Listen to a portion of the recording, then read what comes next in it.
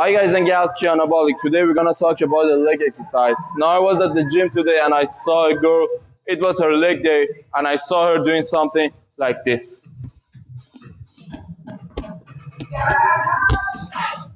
Now I'm not saying that she was not using her leg. Of course she was, but we've got to clarify something. This is a power exercise, and of course you need to have some kind of speed. But there are a lot of details that you can incorporate to use this exercise the best way to just reach your goals.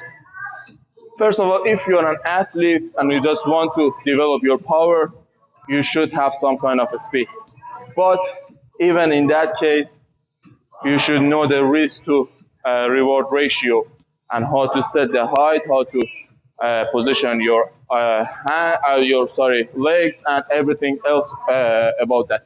But majority of people do this exercise to just develop the muscles, especially the glutes and the hamstring. Overall legs, but it's mostly the glutes and hamstring doing this exercise. Now I'm gonna go through everything, how you should position your leg, the height, and all the things regarding this exercise. But you should know that, first of all, you are not supposed to do a lot of repetitions with this exercise.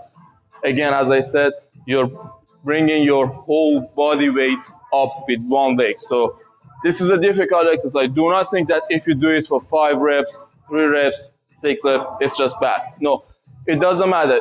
The more experienced you are, especially if you're into bodybuilding and just shaping the muscle, the bigger you're gonna be. So it's gonna be like pull-ups. When you do pull-ups, the advanced guy is gonna do 10 reps, 12 reps.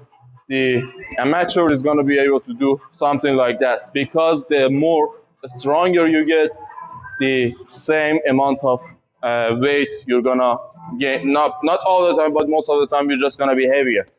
So it's the same thing in here as well. Any type of body weight or calisthenics, it's gonna be something like that. But for now, just know that you are not supposed to do 20 reps or 30 reps or anything like that. The first thing is you have to consider what height is best for you. Now, if you're new to this exercise, if you're just a bit overweight, if you've got knee problem, leg problem, let's start with a lower height.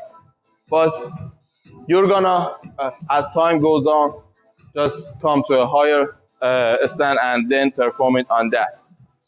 Now, how high can you go? This really depends on the pelvic. You see, this is a normal pelvic. And when I do this, this is called anterior pelvic tilt. So my fingers are gonna be like this. And when I just bring it down, so my hip goes back, I'm stretching here. Here is getting a little bit tight. I'm gonna feel the tightness in my back as well. And this is getting loose. So it's like an X. Loose, loose, tight, tight. A lot of people, when they sit all the time, they've got this tightness in here. This is anterior tilt. The opposite is posterior tilt. So this is a stretch, this is a squeeze, this is a squeeze, this is getting a stretch. When you want to do this exercise, you should notice that. So this is my normal being. When I'm here, this is still normal. But wait a second. If I just bring it a little bit higher, like this, for me to be able to bring my leg all the way up, this comes down. So when I just bring my leg down, you see, this is like this. Now this is really bad for the majority of people got some kind of problem in their lower back. When you do this exercise, you're just pushing, you're going to a posterior tilt and you're just flowing the liquid back to the nerves, and it's gonna be just painful, especially when you just load the weight on it as well. So you're just loading and you just, especially if you've got tight hamstrings as well, you're just grabbing the ischial tuberosity or the sitting bone here, grabbing it from here and just coming forward. So it's the best, it's the worst recipe for just bad lower back. So this should be aimed at a height which you're normal. So now this is normal for me. I'm not going to any kind of posterior tilt. But you should be aiming to have it normal as well. I can be like this here as well, but just keep your chest up and it's gonna be normal. Even if you go forward, it's still the same thing. I'm not posteriorly getting tilted. Anything lower than this is gonna be good, but it's gonna be less challenging. The other thing is, even if you're good with this position, you've got to see if you've got any kind of knee problem. If you're just weak, if you've got any kind of weakness here, you just aim for that. Even if you've got a really tight hamstring and it's just really painful, again, something I really constantly say to my clients is just do not keep a stretch too long or too just do not stretch yourself too much that it's just painful and you cannot bear it. Stretching should be satisfying and relieving, not painful. So if you feel a pain in here because this is just tight, if you cannot do this easily and put your arms here, toes pointed forward, this straight, even bring your toes up. If you cannot do this and you just hump over, you just here, you should lower this high. But overall, if you feel comfortable, that's all right. You can perform this exercise. Now the other thing is the toes pointed forward, of course. If you just turn it this way, you're gonna just come to the other side. So this is gonna be fixed, always toes pointed forward. But the thing is, because you're on one leg, this should never be pointed forward. And I've got a reason for that. You see, me going up like this, because I need to have a balance, I need to have it in the middle of the body. So, because if I keep it here and my leg is on the other side, let me show you from this side. If this is here, this leg is here, and I keep this here, because of balance, it's just gonna be impossible for everybody to just do this exercise good. Unless you've got a really good glute strength, it's gonna be hard. And even it's not just worth it. Why would you wanna do that? So to be able to balance yourself, this has got to be in the middle of your body, and when this toe is like this, it's going to be like this.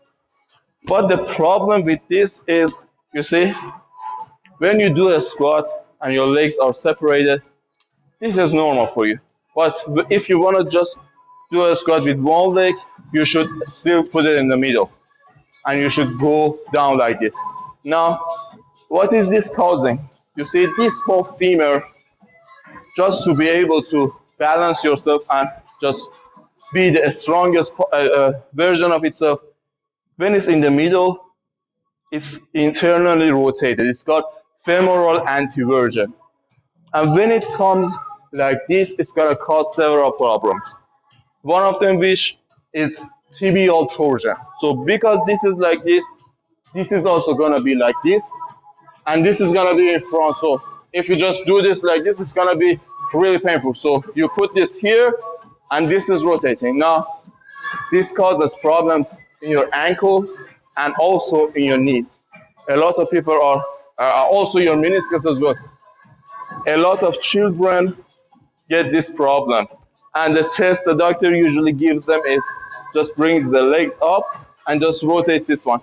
If this one gets rotated too much, it means that they've got femoral anteversion. And the test to be sure about this is just if they cannot perform this, then they've got the problem. And as time goes on, they develop a lot of problem. But this happens in adults as well by doing these exercises. And aside from that, the acetabulum, the gluna, the kind of like a socket, the hip joint here, which this bone comes in, it's got a limited range of motion. It's not like the shoulder to just have a wide range of motion. It's really limited. And when this one is like this and you're just forcing it to come this way, it's just pushing the hip joint and just, it might cause even bone spurs, which is really a painful thing. And it's most of the time you either have to just inject things to just destabilize it or just make it good, or you have to do some surgery. Anyway, to prevent that from happening, and also to prevent momentum, because when this is forward and you want to do this exercise, if you're not like this, if this is not in the middle of your body like this, you tend to do this. You're jumping with this one, and you can create momentum because you can bend this and you can come on the toes. So you push yourself and come up. Now, the majority of the work was done with this leg for this one. It's not the point. The point is to use this leg, not this one. So what should you do? You see, if I just keep this one a straight point forward, it doesn't matter where this is. This is not the thing, because this is gonna be fixed. You're gonna know how to use this one, the pelvis. This should be pointed forward, but when this is a little bit to the side, now your pelvis is a little bit to the side as well. So you see the knee, the toes in the same way, not this, not this. Knees, toes the same way. This is not getting the problem that we said. This time coming a little bit out, so it's gonna be easier for you. Also, because you're like this, you're not on the toes, you're not gonna be able to produce that much momentum. And because your knees are not coming forward, you should kind of feel a pain. So because of that, you do not break this as well. So of course, if you even feel the pain, don't think that this is the muscle. You should not do this. This is just back. This leg is not doing anything. This is just back for the support. So when I'm here, I just lay in front, and do not be like this. Nobody can perform. It's just physically impossible to be like this and go all the way up. It's not possible. I mean, if you just release this leg, you're gonna fall off. It doesn't matter how much strong you are here.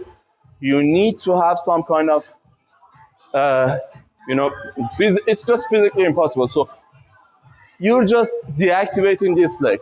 This leg is just on the ground, and make sure to be able to deactivate this leg fully. Make sure that the knee is not bent, because when the knee is bent, when you come up, you're gonna straighten this one. Nobody is gonna come like this and keep it bent. So not all the way through, because if you just come back and it's straight all the way, it's just a little bit painful for the hip as well. So a little bit bent to just get the weights when you come back and just stabilize everything, but do not move it. Just a little bit bent is all right. You're gonna be in front, and make sure you've got a good flexibility in your calves as well. If you feel the pain here in your calves and you just bring your heels up, it's gonna be too much stress for the calves. It's just gonna stretch it a lot. The Achilles tendon is just gonna be under a lot of pressure. Of course, this is the strongest tendon in your body, but still you don't wanna put all the weight of your body on one tendon. So come forward, the heel is on the ground. This is here. Do not bring the toes up, all the foot. To be able to give the power and be strong, you just need to have the foot all flatted on this. Come forward. It's okay for the knee to come to the toes, and even sometimes come a little bit forward. It's all right.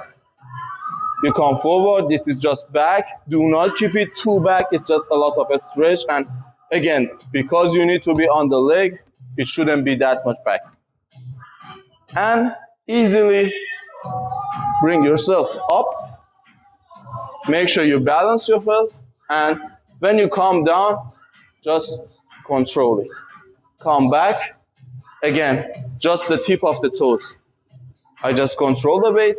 Then, when you're on the tip of your toes and you do not use this, you do not have any power. When you're just like this and you just jump, then it means you've got no momentum. But if all of my foot, let me show it on here. If I do this, I'm using momentum because my foot is coming up. But if I'm like this and do it, I'm not using any momentum. So make sure you do this exercise, and it really doesn't matter if you just bring this one up as well. I see a lot of people just trying to bring it up. I mean, you're just using the hip flexors.